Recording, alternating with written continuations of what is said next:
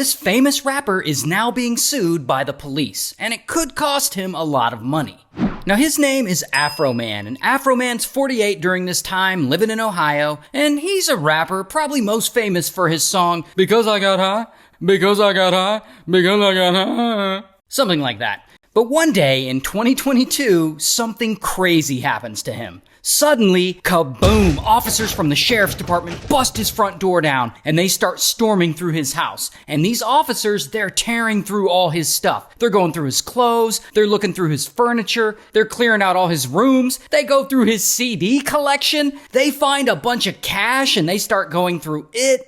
Now, Afroman isn't actually home during this time. He's off in Chicago because he's scheduled to do a show there. But back in Ohio, he has security cameras all over his house. So he's watching helplessly from his phone as these cops go through all his shit. So, why is the sheriff's department suddenly raiding this famous rapper's house? Well, apparently they're in contact with some kind of confidential informant. And this informant, I guess, accused Afroman of kidnapping, claiming that he keeps women locked up in a basement dungeon in his house. And they also accuse him of drug trafficking.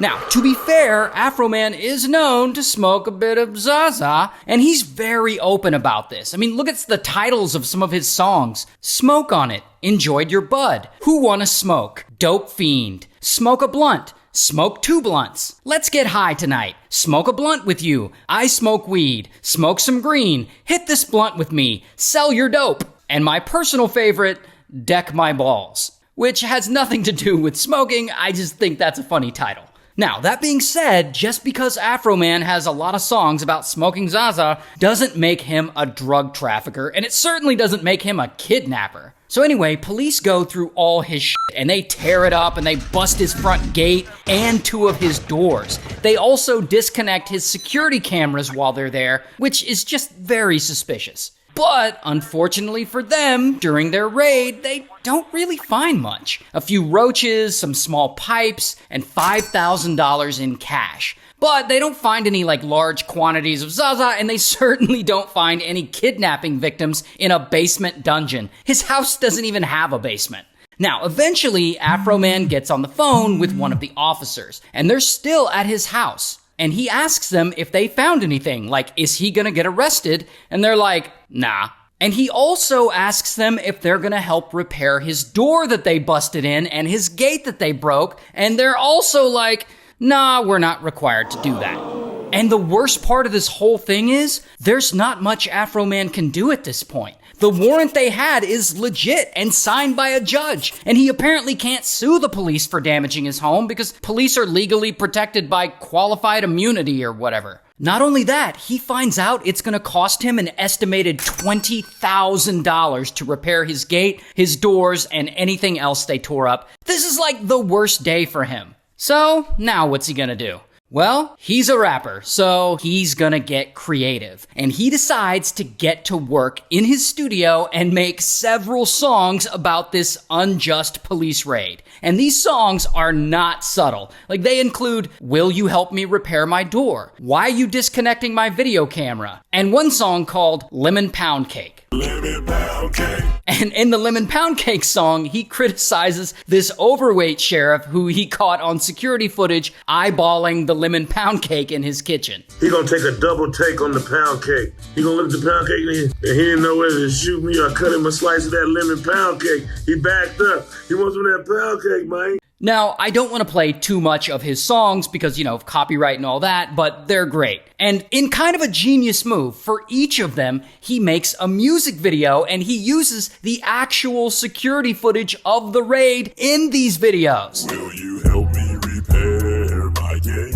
Alright, you get the point. I mean, you can go listen to Afroman's songs if you want. So, about a month after the raid, Afroman puts these songs out on YouTube, on Spotify, everywhere. And kaboom, they kind of blow up for him. 8 million streams is no joke. and he's loving this success. Like, what are the odds that he would be able to turn this situation in his favor? And because these songs blow up, he gets creative again, and he starts selling merchandise with the officers' faces on them. And these are images he pulled from his security footage. Like, here's Officer Pound Cake, here's a guy he calls Private Pile, and he's got a few others. He even auctions off the door they kicked in to his fans. I think someone actually bought it for $2,100. I mean, you can see Afroman here autographing it. So clearly, he's trying to make the most of this situation. Like, he's selling merchandise, he's rebuilding his reputation as a fun-loving guy and not a drug-trafficking kidnapper, and it seems like he's gonna just move on with his life and forget about this whole thing.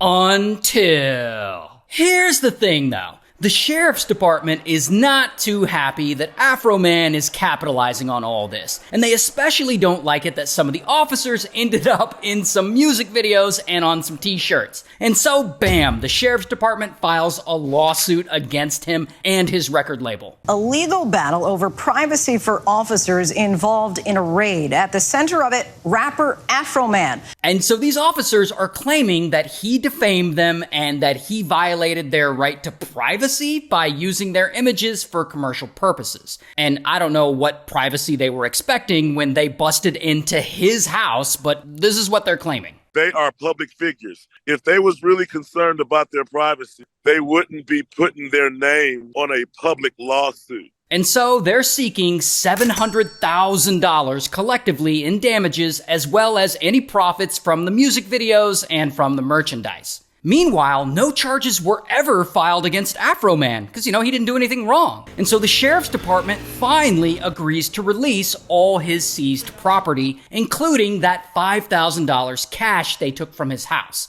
Now, Afroman, he doesn't trust the police at this point, because why would he? And he suspects that they probably pocketed some of the money they seized from him. And so he goes to the sheriff's department to pick up the seized money, and he takes a local news crew with him to document the whole thing. And when they get there, they realize that, in fact, $400 is missing from his stash. And this all happens in front of the news crew. We watched it being counted out of sealed evidence bags, and $400 in cash was missing. And this suggests that when police seized his money, one of them did actually steal $400 from him. And if that's true, that's real fucked up. I mean, they raid an innocent man's house, break his stuff, and steal his money? And so, of course, this part of the story makes the local news, and the sheriff's department has to, put out a statement saying, no, we just miscounted. And I believe Afroman does eventually get his $400 back. And so, as of now, in 2025, the lawsuit against Afroman is still ongoing, although the claims that he invaded the officer's privacy have been dismissed. However, the judge did allow the claims of defamation to move forward. So, he's still very much being sued. And, hope he wins.